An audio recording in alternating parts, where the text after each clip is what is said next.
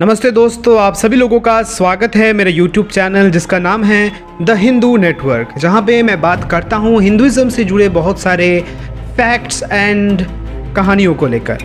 चलिए दोस्तों, आज की जो हम चर्चा करेंगे वो है हिंदू धर्म के विषय में एग्जैक्ट नॉलेज, मतलब कि हिंदू धर्म क्या है, ये कैसे चलता है, वर्ण व्यवस्था क्या है, बहुत सारे विषय में चर्चा करेंगे। आप हमारे वीडियो को अंत तक देखिए, लाइक करिए, कमेंट करिए, शेयर करिए अगर आपको अच्छा लगता है, और अगर आप में कुछ सवाल है तो नीचे कमेंट सेक्शन पे जरूर करिए। तो चलिए शुरू करते हैं।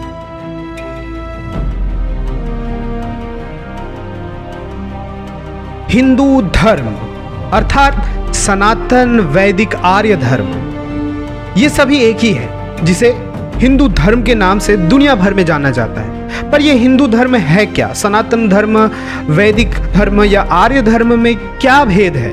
दोस्तों, इसमें कोई भेद नहीं, सब एक है, सिर्फ नाम अनेक है। इसीलिए मैं इसे कहता हूं सनातन वैदिक आर्य धर्म। क्योंकि ये सनातन है, क्योंकि ये शाश्वत है, यहाँ का ज्ञान शाश्वत है, जो शाश्वत ज्ञान है वही सनातन है। वैदिक धर्म क्यों है? क्योंकि वेद या ज्ञान के जरिए इस धर्म की प्रचार हुआ है, ज्ञान के माध्यम से इस धर्म की अग्रगति होता है, इसलिए वैदिक धर्म है।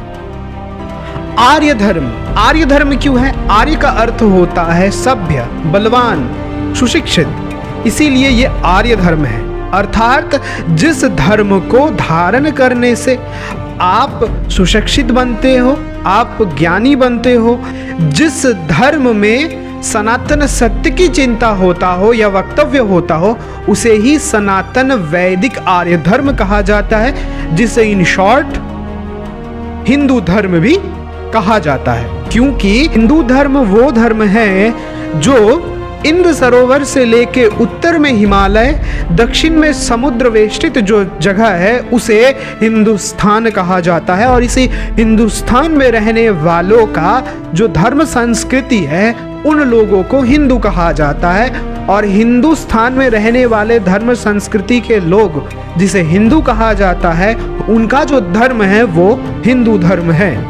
इसी भारतवर्ष में बौद्ध, जैन, सिख बहुत सारे उपधर्म या धर्म मतों का प्रचलन हुआ, जो बाद में जाके भी धर्म की कैटेगरी में आ गए। लेकिन सभी सनातन है, सभी सत्य है, सभी का अलग अलग मानदंड है।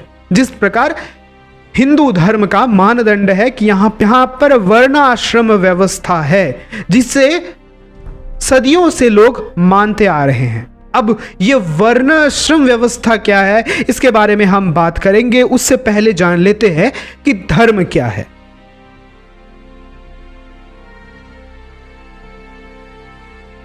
धर्म की परिभाषा किसी भी देश में, किसी भी प्रांत में नहीं है, सिर्फ भारतवर्ष में ही इस धर्म की परिभाषा को दिया गया है।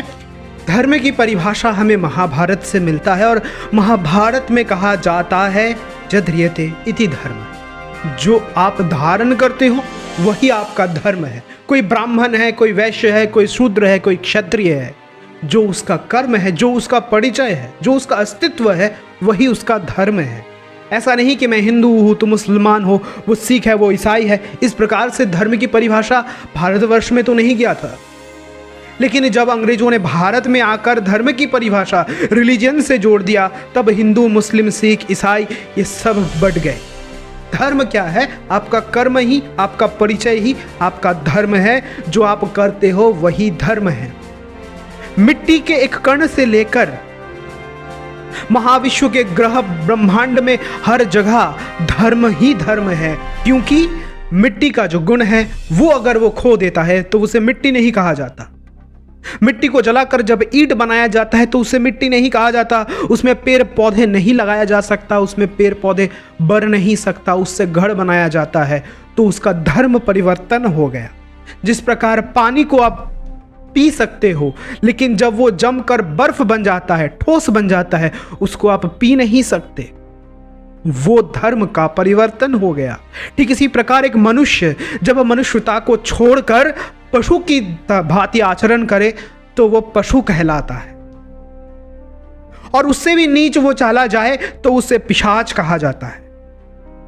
उसके गुणों के हिसाब से उसे मनुष्य, उसे देवता, उसे जानवर कहा जाता है। यही उसका धर्म है। यद्रियते इति धर्म, यही धर्म की परिभाषा है। धर्म की परिभाषा है संक्षिप्त में कहे तो जो आपकी अस्तित्व को रक्षा करे, जो समाज जगत के लिए कल्याणकारी हो, वही धर्म है। और इससे बाहर जो कुछ भी है वो अधर्म है। धर्म तो उसमें भी लगा है, लेकिन अधर्म है, यानी वो धर्म नहीं है, धर्म विरुद्ध है। यही धर्म की परिभाषा है। धर्म की परिभाषा तो आप जान चुके, लेकिन अब धर्म की आवश्यकता क्या है? बिना धर्म का भी तो लोग जी सकते हैं, अवश्य जी सकते हैं। जी के दिखाओ।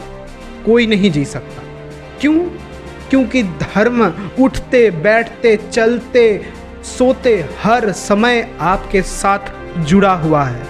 क्योंकि धर्म हिंदू, मुस्लिम, सिख, ईसाई, बौद्ध, जैन या अलग अलग नहीं है। धर्म तो एक ही है, वो है कर्म। क्योंकि यद्रियते इति धर्म, जो आप धारण करते हो, जो आप हो, वही आपका धर्म है। लेकिन हमें निर्दिष्ट कर दिया गया है कि किसका क्या धर्म है। इस समाज में व्यवस्थित रहने के लिए जो हमारे ऋषि मुनियों ने हमारे लिए व्यवस्था बना के गया है, वही धर्म है। और ये व्यवस्था है धर्म व्यवस्था, वर्ण व्यवस्था। इस वर्ण व्यवस्था को बनाए रखना ही धर्म है। और वर्ण व्यवस्था से बाहर अगर आप चले जाते हो, जो हमारे शास्त्रों में बताया गया है, इसीलिए वर्ण व्यवस्था को ज़्यादा इम्पॉर्टेंस दिया जाता है। लेकिन वर्ण व्यवस्था तब तक सही है जब तक इसमें आश्रम व्यवस्था जुड़ा जाए, यानी वर्णाश्रम व्यवस्था को एक साथ देखा जाए, तब तक सही है। जब वर्णाश्रम व्यवस्था एक साथ है तब तक ये सही है। जब आश्रम व्यवस्था को इससे अलग कर दिया जाए तो इसमें छूताछूत, भेदा भेद ये सब आ जाता है। तो चलिए, कैसे इस वर्ण व्यवस्था का उत्पत्ति हुआ, क्या हुआ क्या नहीं हुआ, इसको बारे में हम जानेंगे कि ये वर्ण व्यवस्था जो ब्राह्मण, क्षत्रिय, वैश्य, शूद्र, ये 4 वर्ण बने हैं, इसका उत्पत्ति कहाँ से हुआ है और जो कहा जाता है उसके बारे में हम बात करेंगे नेक्स्ट वीडियो में।